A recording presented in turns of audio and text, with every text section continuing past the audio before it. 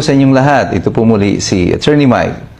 At napanood niyo ba yung huling press briefing ni Yusek Claire Castro na buong pagmamalaki niyang sinasabi na mula July 1, 2022 hanggang May 31, 2025, umabot na sa 4,027 barangays ang naideklarang cleared sa illegal drugs.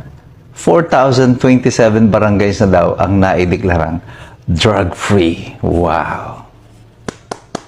Bravo!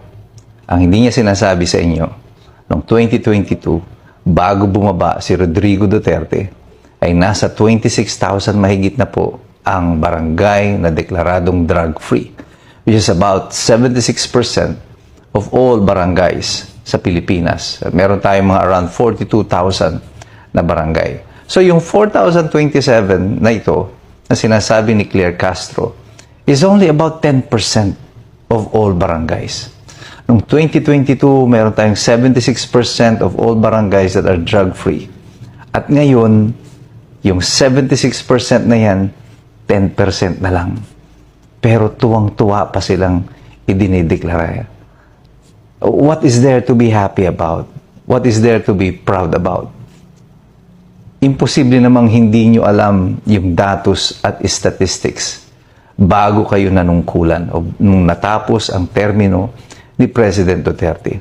Ang datos na galing mismo sa bibig ninyo ang nagsasabi that our war on drugs is not improving.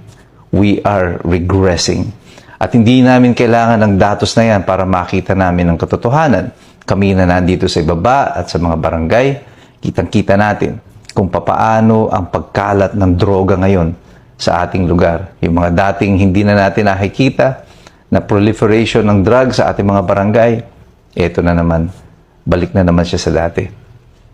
Pero bakit naire-report pa nila ito? Well, they're trying to sugarcoat the bad news.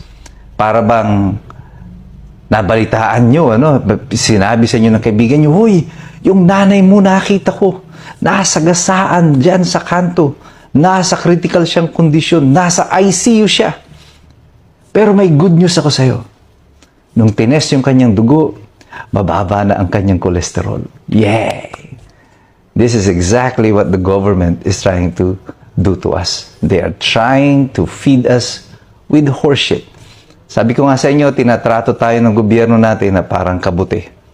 Tinatago tayo sa dilim at pinakakain tayo ng dumi ng kabayo. And this is how you grow mushroom.